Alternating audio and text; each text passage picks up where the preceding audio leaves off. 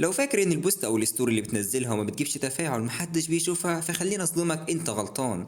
ولو انت نفسك من الناس اللي بتشوف فيديوهات وبوستات غيرك وتعرف كل اخبارهم وتألف في صمت من غير ما تعمل لايك او كومنت، فبرضه خليني اصدمك انك مش لوحدك.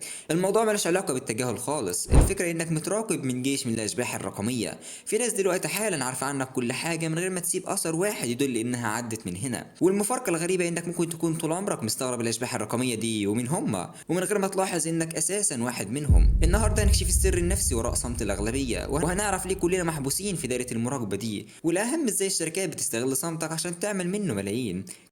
عشان نفهم احنا ليه بنعمل كده لازم نرجع لسنة 2006 لما عالم الكمبيوتر ياكوب نيلسون حلل سلوكنا على الانترنت واكتشف قاعدة قلبت موازين السوشيال ميديا وسماها Participation Inequality أو عدم المساواة في المشاركة. باختصار نيلسون قسم أي مجتمع رقمي لثلاث فئات في قاعدة معروفة بواحد 99. يعني 1% من الناس هم صناع المحتوى اللي بيكتبوا ويصوروا وبيحركوا الترند، وال9% هم المتفاعلون اللي بيدوسوا لايك او بيكتبوا رأيهم. اما ال90% الباقيين وهم السبب ان الانترنت شكله كده النهارده، دول الاغلبية الصامتة. ال90% دول مش مجرد حسابات وهمية، دول ناس حقيقيين زيك وزيي، بيشوفوا كل تفصيلة، بيقروا الكومنتات وبيراقبوا كل حاجة بتحصل من غير ما يضغطوا زرار واحد. ولو حاسس ان الكلام ده مش عليك وانك مختلف، جرب افتح اخر 20 بوست عدوا عليك النهارده، كم واحد منهم سبت عليه اثر؟ ولا واحد بالظبط كده. ليه بنختار نكون مجرد خيالات بتراقب من بعيد؟ السر اعمق بكتير من مجرد اننا مكسلين.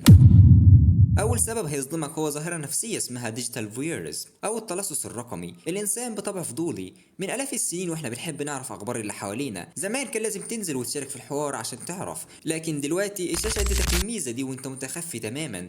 التلصص الرقمي بيخلي الأغلبية تستمتع بالفرجة على دراما السوشيال ميديا وهم قاعدين في أمان تام. ليه أتدخل في حوار وأحرق أعصابي لما ممكن أتابع الأحداث كلها من بعيد في منطقة الأمان بتاعتي؟ عقلك بيديك جرعة المتعة كاملة من مجرد المراقبة، وده اللي بيخليك تسكرول بالساعات من غير ما تحس. وهنا ممكن تسألني سؤال ذكي، طب ما احنا اتكلمنا قبل كده عن نظرية الانترنت الميت وإن أغلب التفاعل من الروبوتات، هل ده تناقض؟ بالعكس تماما، نظرية الانترنت الميت بتكمل الصورة، لأن لما 90% من البشر الحقيقيين اختاروا الصمت والمراقبة، الروبوتات والخوارزميات دخلت ملت الفراغ ده عشان توهمك إن في تفاعل وشخصيات حقيقية بتكلمك. ولو أول مرة تسمع عن النظرية دي، فهسيب لك رابط فيديو الانترنت الميت في أول كومنت عشان تفهم الصورة كاملة.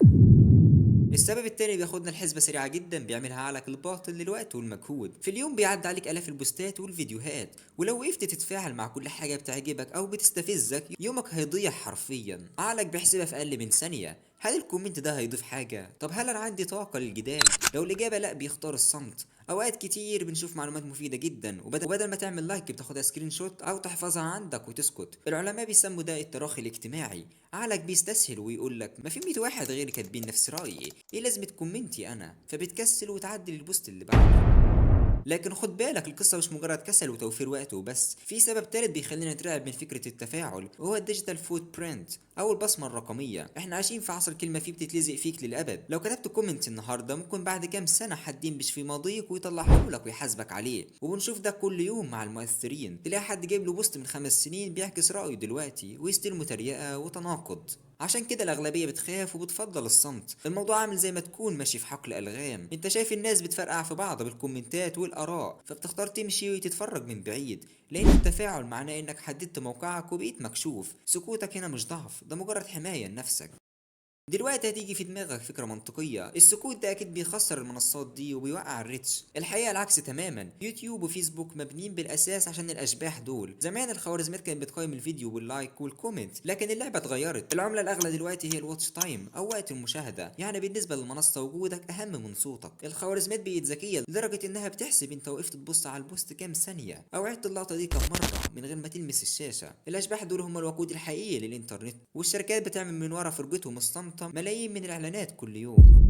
في النهاية مسرح الإنترنت شغال ب1% بيمثلوا و9% بيدفعلوا في النور، و90% قاعدين في الضلمة التامة مفيش أي حد شايفهم بيتفرجوا بصمت. ودلوقتي احنا خلصنا، العادي جدا إنك تقفل الفيديو وتكمل سكرول زي ما اتعودنا كلنا، بس بما إننا فهمنا اللعبة دي وكشفنا السر ده النهاردة، إيه رأيك تخرج من الضلمة؟ انضم ل 9% وسيب بصمتك واكتب لي رأيك في الكومنتات. وقبل ما تقفل أسيب لك سؤال تفكر فيه، لو كل واحد فينا بيختار يختفي ورا الشاشة، فمين اللي بيشكل الإنترنت فعلا؟ البشر ولا الخوارزميات اللي بتستغل صمتهم؟